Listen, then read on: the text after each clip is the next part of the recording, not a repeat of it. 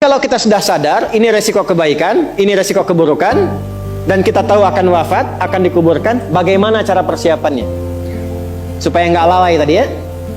Maka Al-Mumtahanah ayat ke-13, ya ayyuhalladzina amanu la tatawallaw qauman ghadiballahu alaihim qad ya'isu kama ya'isal kuffara min apa?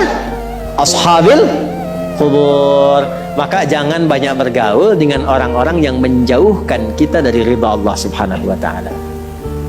Cari teman yang baik sekarang. Pertama, maaf, bikin kebaikan di rumah tangga dulu. Itu kan teman hidup. Ya. Awas, hati-hati. Kalau melihat istri kurang baik atau sebaliknya, jangan dihakimi, jangan difonisi. Justru Allah kirimkan antum itu untuk menebarkan kebaikan dan menyempurnakan kesemaan bersama. Jelas? Jadi sekarang yang dilakukan teman hidup dulu. Rubah jadi baik dulu.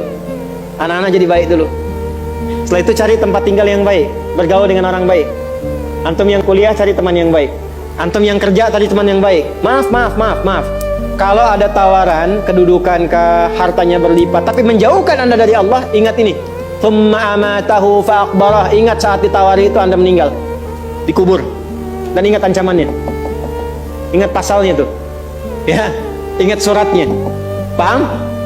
Nah, karena itu masukkan ayatnya, jangan sekali-kali menjadikan keadaan di sekitaran kita justru memperkuat datangnya ancaman Allah dan nestapa saat kembali ke alam kuburnya.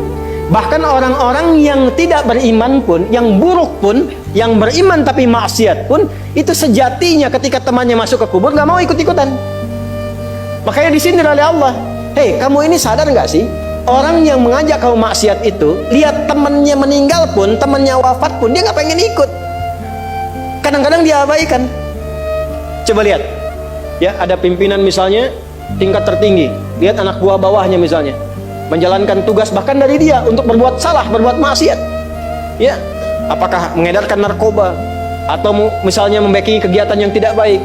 Lalu tiba-tiba dia wafat, apakah peduli atasannya? Tidak. Yang ada yang terjadi jangan bawa-bawa atasan, padahal dia yang nyuruh. Terus Anda mau jadikan teman yang seperti itu?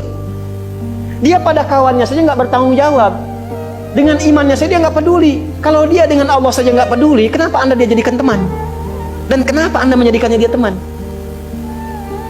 Kalau bahasa anak sekarang tuh gini, Allah aja dia gituin, apalagi kamu, kan? Ya, Nabi aja dia cuekin, apalagi kamu kan? Ini peringatan Quran, ini bukan dari saya, ini peringatan Quran.